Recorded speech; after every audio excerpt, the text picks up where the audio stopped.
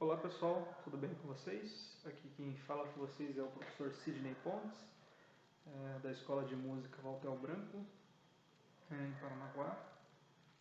E vamos para a aula 2 de violino, né? A turma iniciante. Bom, o foco dessa aula, pessoal, é na técnica de arco, né? É no arco. Nós começamos a falar sobre o arco na aula passada, né? Porém, nesta aula nós iremos intensificar, nós iremos prestar mais atenção nesse aspecto que é o arco, né? E qual a importância dele para o violino. Bom, uma coisa muito importante, pessoal, que eu quero deixar claro para vocês é que a técnica de arco, a forma, a maneira que você pega no arco e que você utiliza, ela é determinante para tudo o que vem depois. Então, se você quer ser um músico profissional, né, não sei qual que é o teu objetivo final, né, tocar assim só por hobby ou tocar profissionalmente, mas você tem que dominar isso aqui, que é a técnica. Então, você tem que ter a consciência de que você precisa dominar o teu arco, tá? A segunda coisa que a gente vai falar é como o violino ele se insere dentro dos diferentes meios, né, de orquestra ou em meios populares, né, como bandas, como grupos musicais diversos, né. Bom, são esses dois aspectos que a gente vai conversar hoje. Em primeiro lugar, falando sobre o arco do violino, né, antes da gente pegar nessa ferramenta que se chama arco, a gente vai prestar atenção na nossa mão. A nossa mão, ela tem que ter uma leveza muito grande, né? Então, os nossos dedos, eles têm que funcionar como se fosse uma espécie de uma mola, assim, um amortecedor. Esse movimento aqui, ó, que você está vendo, ele tem que ser muito suave e tem que existir. Então, um dos exercícios de fixação é você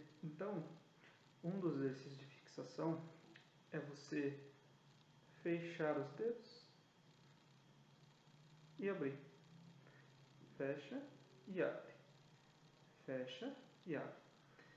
Especificamente, preste atenção no polegar, porque o polegar ele vai se contrair e vai se estender. Contrai, estende, contrai, estende. Isso vai acontecer na técnica de arco. Isso vai acontecer quando você estiver utilizando o arco, tá? Então, a maneira de pegar no arco nós já aprendemos na aula passada. Então, hoje eu quero focar só no movimento. Esse movimento tem que existir, amortecimento, tá? Então, você inicia passando o arco com o dedo polegar, né, desta maneira, friccionado aqui, e ele vai estender e vai reter. Estende, retém, estende, retém, estende e retém. Então o dedo polegar é muito importante nesse trabalho. Ele fica meio escondidinho, mas ele é muito importante. Então, passando o arco na corda lá, o que a gente tem?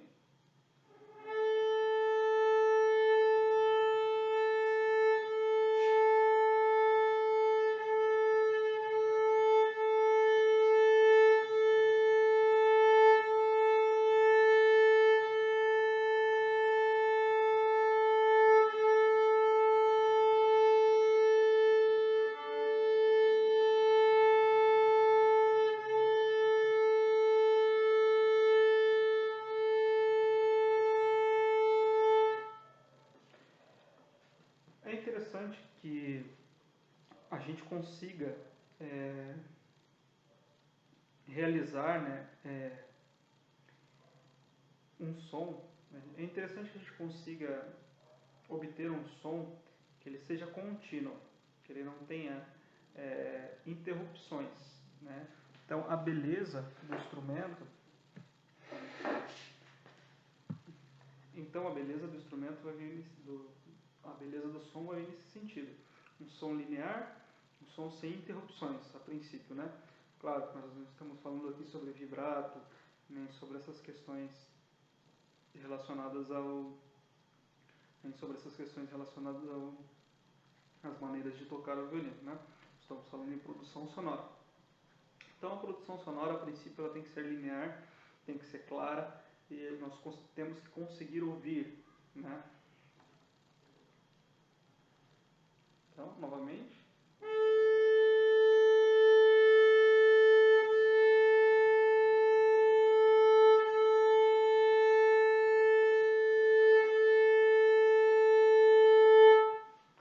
Um exercício muito válido que você deve realizar é passar o arco na corda bem devagar.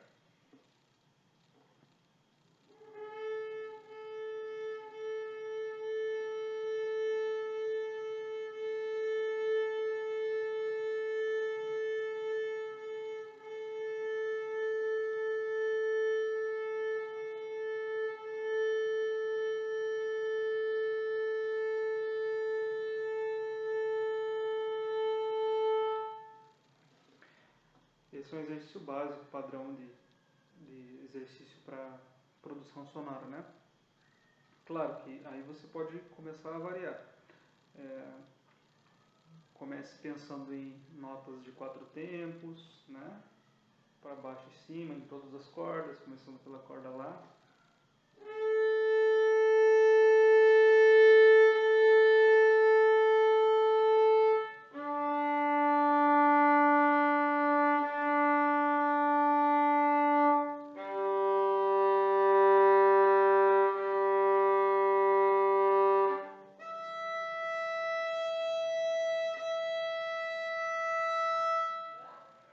E um fator muito importante é que o nosso cotovelo ele tem que acompanhar, né, a estrutura das cordas.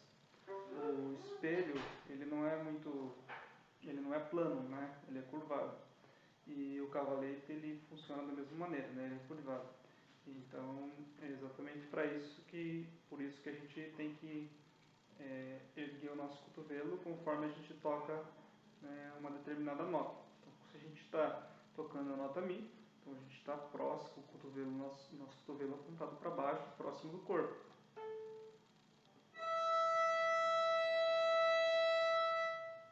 Se a gente está na corda Lá, então a gente ergue um pouquinho o nosso cotovelo, né? Então a gente está em outro plano já, né?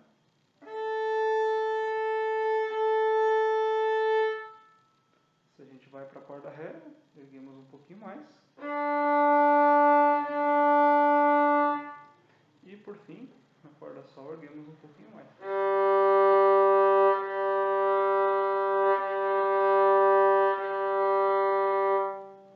É importante, aluno, que você preste atenção, né, em todos esses aspectos relacionados à técnica de arco. Uma coisa que é válido você prestar atenção e você tentar fazer também, se desafiar, é não abaixar a mão esquerda, né, e tentar fazer o mesmo exercício, só que com a mão esquerda abaixada.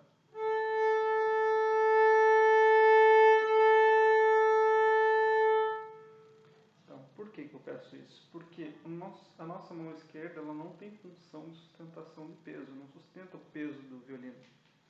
Ele encaixa no queixo, no ombro, né?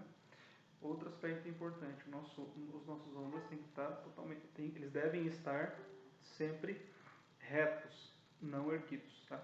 Quando você ergue um dos ombros, né, para compensar alguma falha técnica, você só adquire vícios negativos e, consequentemente, dores musculares, tá? Então, preste bem atenção na postura corporal. Pensando, né, no movimento fluido, né, nos dedos que devem ser maleáveis, que não devem ser tensionados, esse movimento você nunca faça. Esse movimento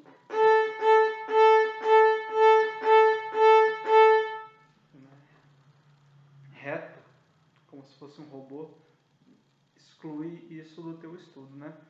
Pense em movimentos sempre fluidos, assim, ó, nesse tipo de movimento. E essa é a técnica de violino, de arco, né? Uma outra observação, né? 90% do movimento vem do teu pulso e dos teus dedos. Né? O teu antebraço, o teu braço, eles mexem, porém muito pouco, né? Com relação ao pulso e com relação à sua mão. Então a gente tem que pensar também nisso quando está fazendo exercício. Então, para você que está começando agora, vale muito a pena você tocar na frente do espelho para ver se você está passando o arco reto.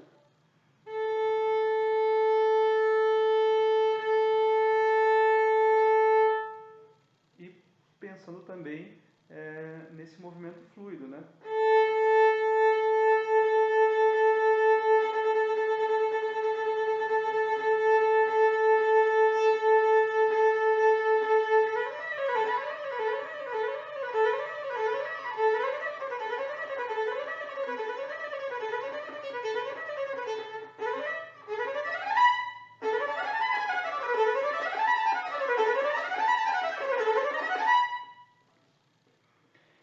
Bom, então o que eu quero que vocês façam durante essa semana, né? Eu quero que vocês consolidem essa técnica de arco, eu quero que vocês se apropriem do arco. Então a lição de casa que fica para vocês realizarem movimentos na frente do espelho, né? Do espelho mesmo, né? De casa, de tal forma que você consiga perceber a fluidez do arco e de forma que você consiga perceber a produção sonora, né? Então você vai focar apenas em notas longas, tá? Então são esses aspectos que a gente busca: fluidez no movimento, produção sonora, um som linear, né? E todo esse conjunto junto, né? Juntamente com o arco reto, passando reto, né? Entre o início do espelho aqui e o cavalete, né? Aqui que a gente vai tocar, tá bom? Bom, notas longas, né? Então, 4 tempos.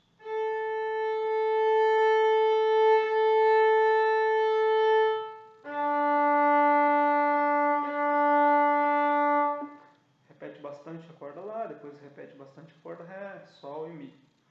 Outra coisa depois, façam notas de 2 tempos.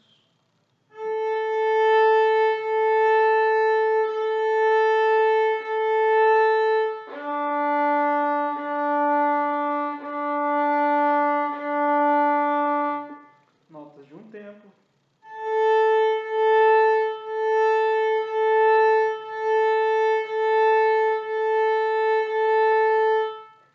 Notas de meio tempo.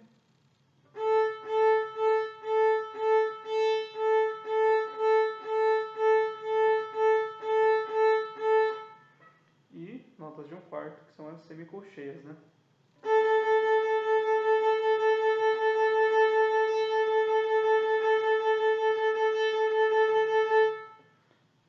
Preste bem atenção, que em semicolcheia você não mexe o teu braço, nem o teu antebraço, você só mexe o teu pulso.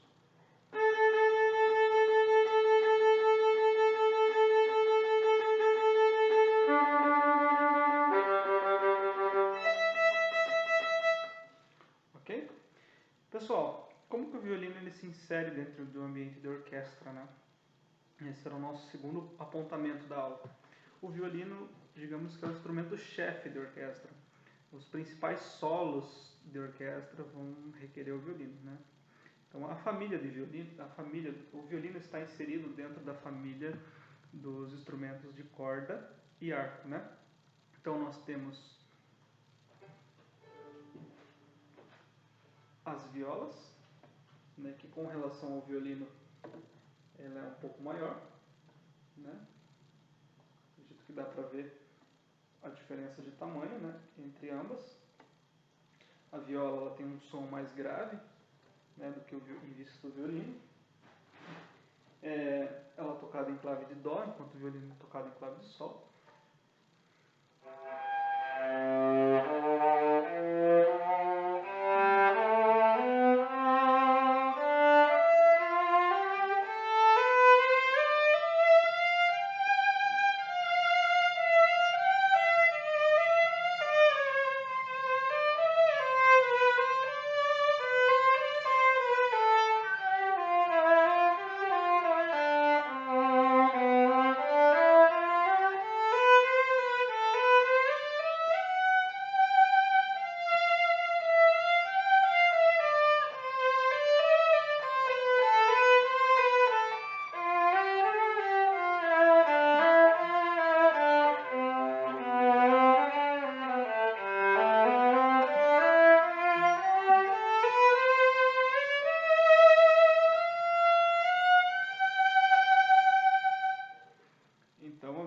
som um pouquinho, né, parecido com o violino, né? Só que o timbre é mais grave, né? E também dentro da família dos instrumentos de corda e arco, nós temos o violoncelo, né?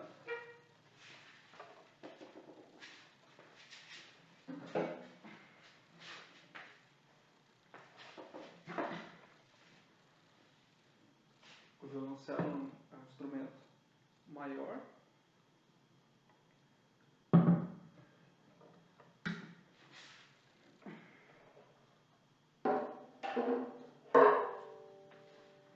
O violoncelo é um instrumento maior, né? Ele é um instrumento de 4 cordas, assim como a viola e o violino, né? A semelhança dele para a viola é que as notas dele, né, são Lá, Ré, Sol e Dó, assim como a viola, difere do violino exatamente nisso, né? Ele é um pouco maior e dentro da família dos instrumentos de arco e corda, ele é o mais grave juntamente com o contrabaixo acústico, né?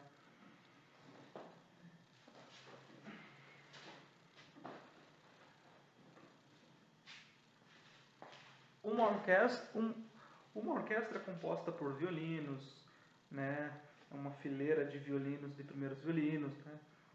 Que faz a linha mais aguda, uma linha de violino, de segundos violinos que faz uma linha um pouquinho mais grave, né? É composta pela viola, pelo violoncelo, né? Aí vem os instrumentos de madeira, né? Que a gente pode falar que é a flauta, né? Que é o fagote, que é o oboé, né? Instrumentos que são os metais, que são os trombones, os trompetes, as trompas. Nós temos também as percussões, né? Que se dividem em duas famílias, né? As percussões de altura determinada, como o tímpano, né? E instrumentos de altura, percussões de altura indeterminada, como os instrumentos de origem turca, né? Como o bumbo, o prato, né? A caixa também. Bom, e uma orquestra é formada por um grupo de pessoas tocando simultaneamente. Cada uma toca a sua partitura, a sua voz, né? E forma a música, né? A música como nós conhecemos hoje, né? A música tonal, uma música harmônica, uma música com contrapontos, né? Com diferentes instrumentos fazendo suas vozes, e uma música mais moderna com relação ao que era como se fazia no tempo antigo, né? Então, desde o período barroco, nós temos a música polifônica, né? Que é a música como nós a conhecemos hoje, né? Com vários instrumentos fazendo várias vozes diferentes, né? Com contraponto. Né? Antes do período barroco, nós tínhamos a música monofônica, né? Que eram só notas isoladas. E geralmente era só uma voz que executava a música, né? Como se fosse um instrumento apenas soando, né?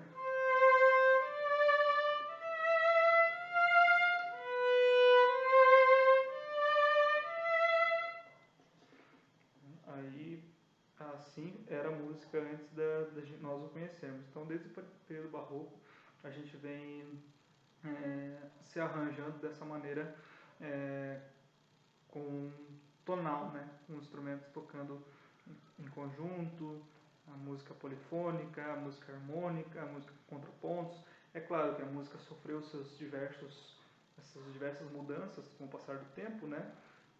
Falando bem rapidamente, no período barroco a gente tinha muito a presença do contraponto, né? E a música era bem presente a questão do contraponto, né? E não existia o piano, né? A gente usava o cravo, nessa época não existia o piano ainda. Outra característica é a questão de perguntas e respostas, que não existia assim, perguntas e respostas como vem acontecendo no período clássico, né? essas dinâmicas mais marcantes, dinâmica que vai do pianíssimo ao fortíssimo, assim, sabe? Não, isso não existia, era uma dinâmica um pouquinho mais discreta, né? E um grande representante, né, do período barroco é o Vivaldi, né? E também do final do período barroco ali, o Bach, né? Então todo mundo já escutou aquela música Primavera de Vivaldi, né?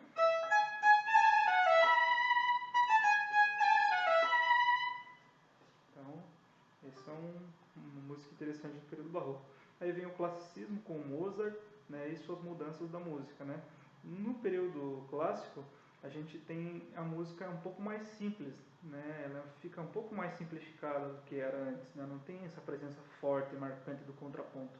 O que o classicismo está mais interessado é na fluidez das frases, né?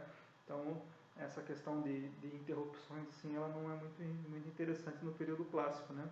E a gente vê, né, isso muito presente também nas sonatas, né? O auge das sonatas. Existem muitas sonatas para violino, né? Nesse período clássico. Bom, aí a gente, no fim do clássico, início, na transição do clássico para o romântico, né? Nós temos o compositor Beethoven, né? Que inclusive todo mundo conhece aquele trecho da Nona Sinfonia, né?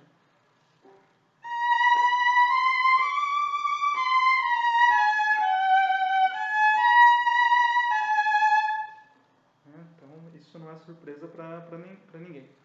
E bom, a gente vem depois a transição, a música romântica ela acontece ali no século XIX até o início do século XX, né? Podemos dizer assim. E aí depois vem a música contemporânea, a música moderna, né? Música moderna. E ela é... E, assim, um aspecto interessante da música romântica, acho que não foi dito, é que ela é uma música muito cromática, né? Então a gente pega, assim, diversos compositores do período romântico e a gente tem a grande presença do cromatismo. Então a gente vê, assim, a presença marcante de peças virtuosas para violino, assim, hiper mega difíceis, né? E assim, e o período romântico termina e vem o período moderno, né? Então, a música moderna ela é marcada ali pelo Debussy, né? A gente pode falar assim. Todo mundo conhece aquela aí é aquela música do Debussy, Claire Debussy, Claire de Lune, né? Debussy. E a gente percebe também que essa música, o período moderno, ele vem pelo acromatismo, né? Então, ela é uma música atonal também. Né? Ela não preza pelo cromatismo nem pela música ser tonal, mas ser atonal, né? Então, isso que é bem interessante. Então, ela começa ali com o Debussy, né?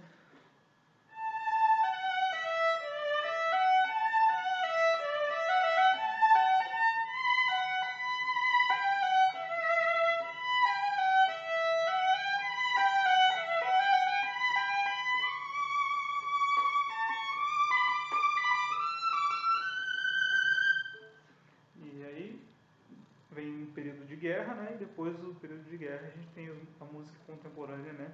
Que é o início da música eletrônica ali, e ela fica cada vez mais atonal, né? Com peças para piano, assim, com o cara tocando com o cotovelo, assim, sabe? E fazendo aquelas frases que a princípio são sem sentido, né? Aí depois a música vem sofrendo as suas transformações até chegar ao período de hoje, né?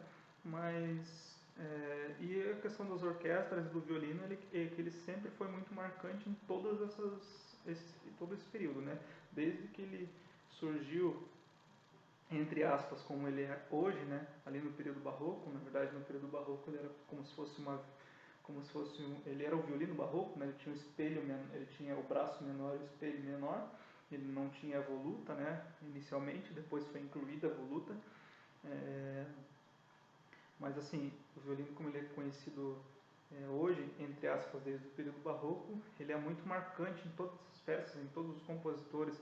Ele é o carro-chefe na orquestra, né? O Spala, ele é a pessoa mais importante, né? É o violino mais importante, é a pessoa mais importante dentro da orquestra ali, depois do maestro, né? E o instrumento mais importante, as peças de orquestra, os solos mais importantes, é o violino que faz, sabe? Então é um instrumento de, de timbragem aguda, né? Ele é um instrumento agudo, de altura ele é agudo, e, mas também ele consegue ter eu consigo ter uma resposta grave dele também quando necessário. Então ele é um instrumento muito importante dentro desse ambiente de orquestra, ele é um instrumento muito importante na história da música, né? Restringindo a história da música ao período, ao Renascimento ali, desde o período barroco ali, 1500 em diante. E espero que vocês tenham gostado da aula. Tem muito mais coisas para falar, mas falando um pouco sobre o violino, sobre técnica de arco, sobre como ele é inserido na história da música.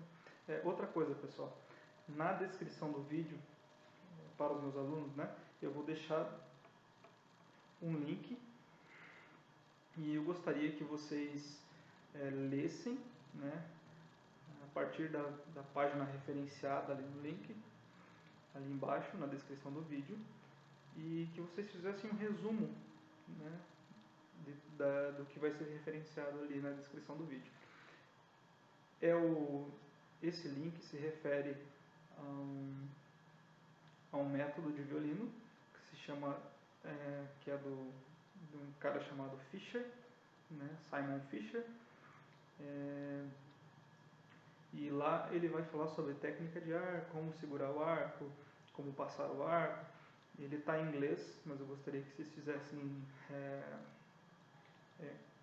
o esforço de colocar no Google Tradutor e de traduzir, porque ali você vai entender um pouco sobre a técnica de arco, né, como segurar o arco, né, vai reforçar toda essa aula. Então, na descrição do vídeo tem um link com um livro, né, e na descrição também vai ser referenciado as páginas para que vocês possam resumir, né, e depois com esse resumo na próxima semana na monitoria a gente vai conversar sobre o que vocês entenderam daquilo que foi escrito, suas dúvidas, tá? Então qualquer dúvida mandem nos comentários, para os meus alunos podem chamar no grupo do WhatsApp e nos horários de monitoria, tá bom? Muito obrigado. Até mais.